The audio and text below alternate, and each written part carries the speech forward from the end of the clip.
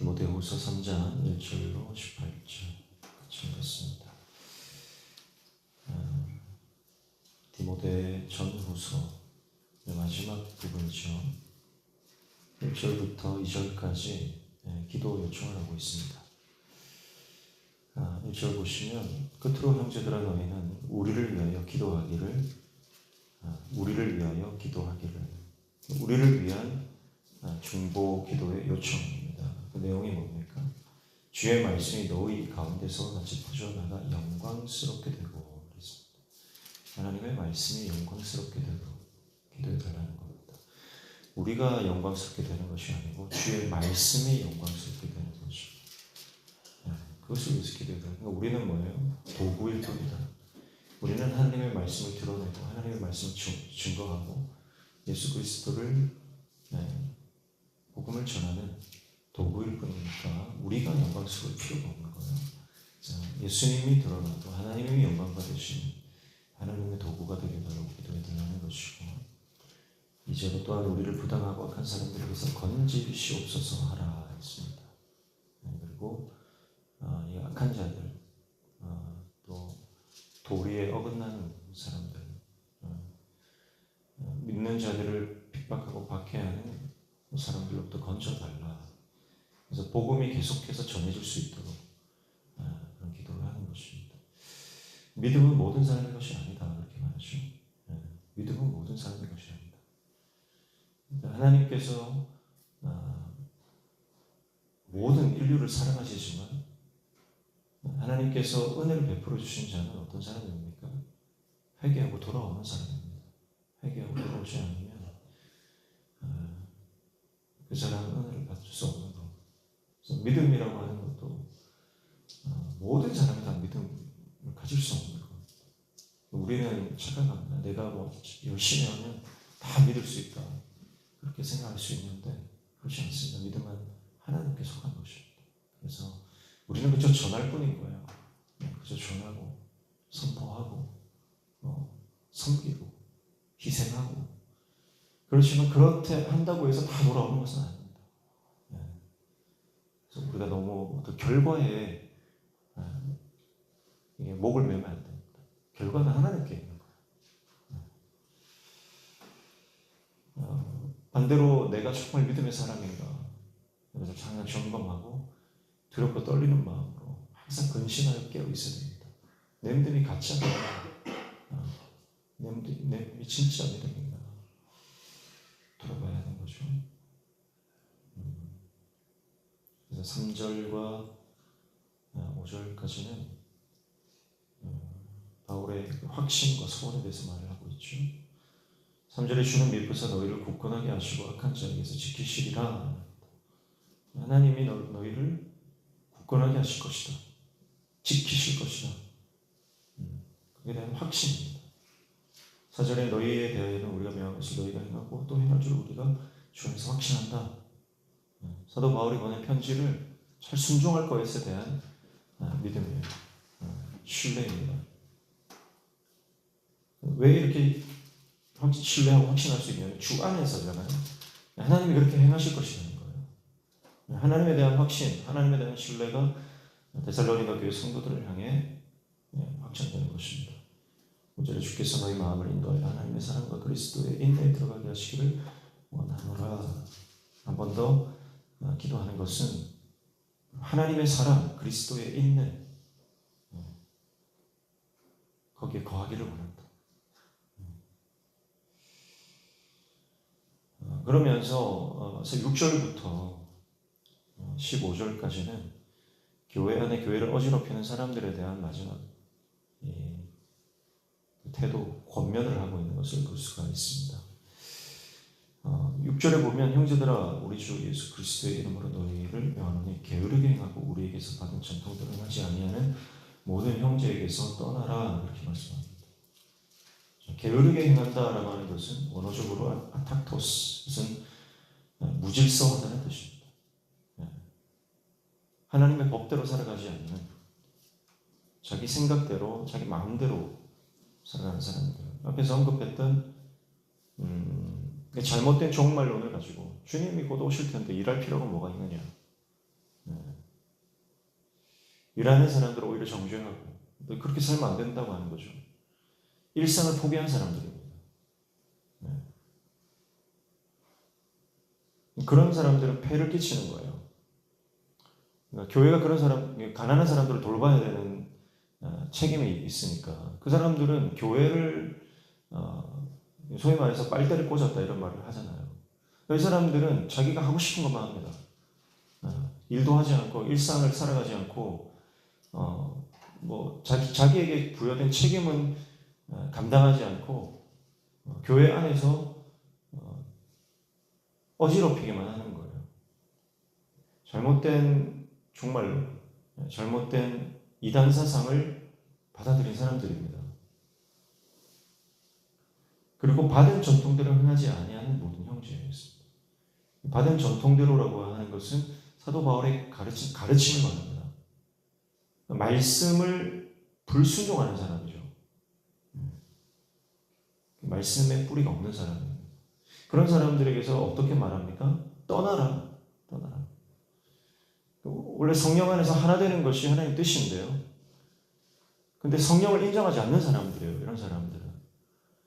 그래서 하나님의 말씀도 없고 자기 생각, 자기 자아로만 충만하고 다른 유사복음을 믿는 사람들입니다. 이 사람들은 하나님, 예수님을 믿는 사람들은 아니라고 볼 수 있어요. 잘못된 신앙의 소유자들입니다. 그런 사람들에게서 떠나라 그렇게 말씀을 합니다. 분리를 말하는 거죠. 분리. 섞이지 말라는 거예요. 동화되지 말라는 겁니다.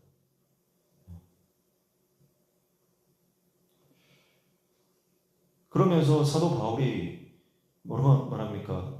8절에 보면 누구에게서든지 음식을 값없이 먹지 않고 오직 수고하고 애써 주야로 일함은 그랬습니다.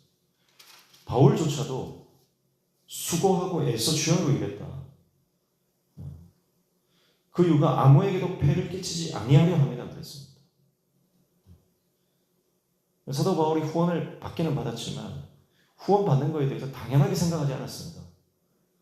그래서 정말 재정이 필요할 때는 도움을 받지만 본인이 일상을 살아가는 그 재정에 대해서는 본인이 스스로 텐트 메이커가 되어서 천막 만드는 일을 하면서 스스로 충당했죠. 자비랑 성대로 하는 것입니다. 일부러 그런 사도 바울이 일을 택하는 거죠. 사실은 사도 바울은 일을 안 해도 되는 사람입니다. 그런데 본이 되기 위해서, 폐를 끼치지 않기 위해서 보여주는 본이 되는 인생이 되었던 것입니다. 10절에 보면 우리가 너희와 함께 있을 때에도 너희에게 명하기를 누구든지 일하기 싫어하거든 먹지도 말게 하라 하였더니 그랬습니다. 일하기 싫거든 먹지도 말라. 이게 삶에 대한 태도를 말하는 거예요. 11절 보시면 우리가 들은즉 너희 가운데 게으르게 행하여 도무지 일하지 아니하고 일을 만들기만 하는 자들이 있다 하니 그랬습니다. 본인이 감당해야 될 일들이 있음에도 불구하고 그건 하지 않고 어떻게 하냐면 일을 만든다. 이게 무슨 말이냐면 참견한다는 것입니다. 참견한다는 건 무슨 말이에요? 불필요한 행동, 불필요한 그 일들을 한다는 것이죠. 그러니까 다른 사람의 어떤 허물, 잘못, 또 연약함 거기에 대해서 험담하고 비난하고 이 사람 저 사람 찾아다니면서 소문내는 것을 말하는 것입니다. 왜 그럴까요? 기도해야 되는데 기도하지 않기 때문에 그렇습니다. 자신에게 부여된 사역을 감당해야 되는데 그것을 안 하니까 그렇습니다. 에너지가 남아도는 거예요. 그 에너지를 어디다 썼습니까? 교회를 어렵게 하는 데 쏟는 겁니다. 내가 기도의 분량이 하나님이 우리에게 주신 기도의 분량이 있거든요. 그 기도의 분량을 채우지 않으면 남은 에너지를 가지고 육적인 일을 하게 된다는 것입니다. 일을 만드는 거예요. 일을 만들기만 한다. 육적인 일들을 말합니다. 교회 안에서 이런 육적인 일들 참견하는 자들 이런 사람들이 많아지면 교회가 굉장히 관계가 어려워지고 공동체가 힘들어지는 것입니다.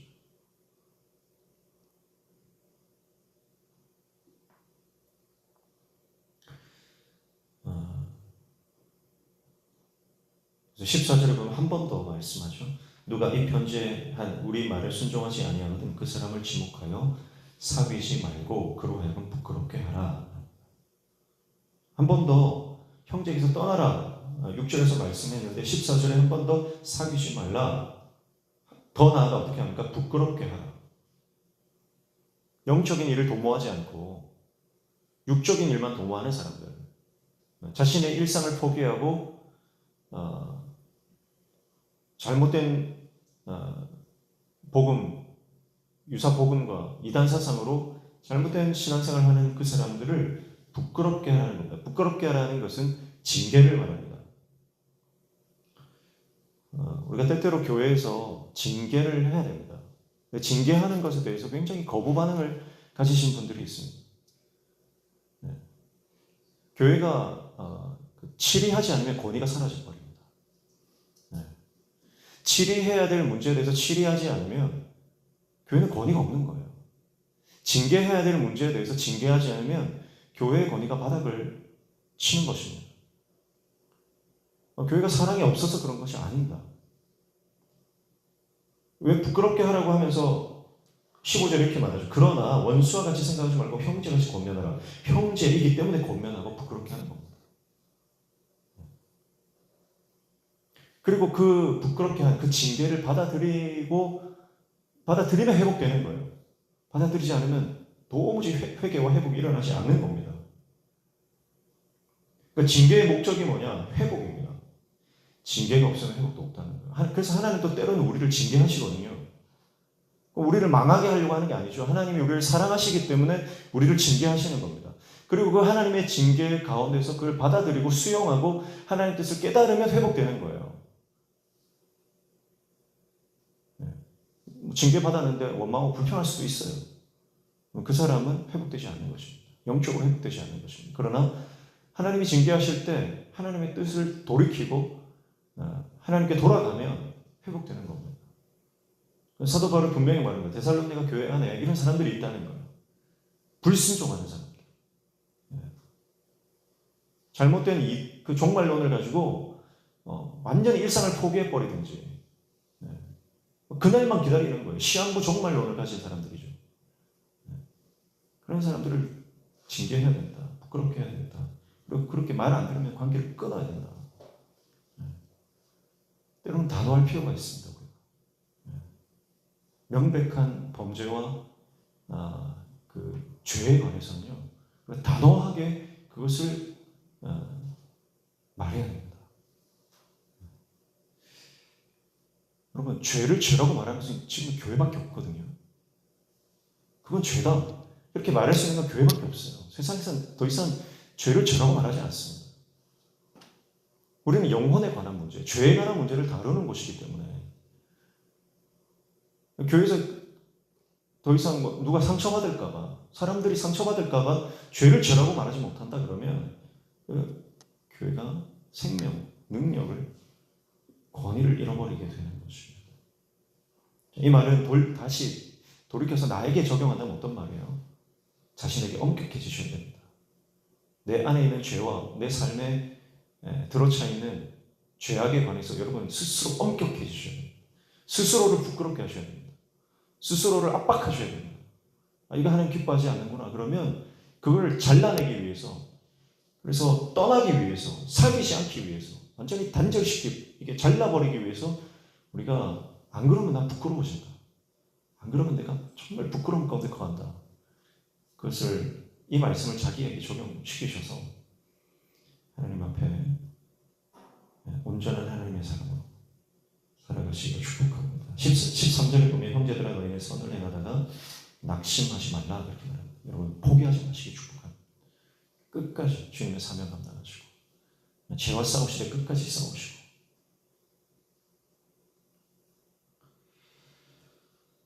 16절에 평강이 주께서 친히 때마다 일마다 너희에게 평강을 주시고 주께서 너희 모든 사람과 함께 하시기를 원하노라. 평강을 두 번 언급하면서 평강을 선포합니다. 주님의 평강이 임할 것을 대해서 축복하고 17절에 친필로 문안했다라고 하는 것은 바울의 친필 사인을 거기 편지마다 썼는데요. 왜냐하면 당시에 위조된 사도 바울 흉내낸 편지들, 가짜 복음들이 있었기 때문에 그래서 잘 확인하고 나의 친필을 이 사인이 없는 것은 받아들이면 안 된다. 18절 주 예수 그리스도의 은혜가 너희 우리에게 있을지어다. 예수의 은혜를 선포하면서 편지를 마무리합니다. 사랑하는 성도 여러분, 마지막 때에 영적으로 잘 분별하고 주님이 오시는 그날이 임박했지만 그러나 그 시기와 때는 하나님만 아시는 것. 그래서 우리는 일상 가운데 일상의 현실의 뿌리 박은 영성으로 우리에게 맡겨진 직장과 또 육아와 또 살림과 또 교회 사역과 그 모든 일에 현실의 뿌리 박은 영성, 나에게 주어진 그 작은 일들조차도 게으르지 않고 부지런히 주님께서 인정하시는 그 일들을 낙심하지 말고 포기하지 말고 오늘 하루의 일상도 승리하시기를 주님의 이름으로 축복합니다. 그 하루하루의 일상이 쌓이고 그 승리가 결국은 예수 그리스도가 오시는 그날 우리에게 하루하루가 격하게 쌓여서 우리 믿음이 되고 주님 앞에 상급이 되는 줄로 믿습니다. 기도하겠습니다. 하나님 아버지, 주님께서 맡겨주신 귀한 사명, 일상의 사명입니다. 그 일들을 감당할 때 다 내려놓고 싶고 포기하고 싶을 때가 있습니다.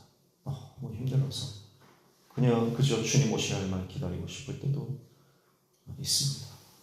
그러나 다시 일어나 주님께서 우리에게 부여하신 일상의 사명들을 감당하며 그것이 주님 오실 날을 잘 예배하는 것임을 깨달아 오늘 하루도 주님 주신 사명 충실히 감당하는 하나님의 종되게 도와주옵소서. 예수님의 이름으로 기도하옵나이다.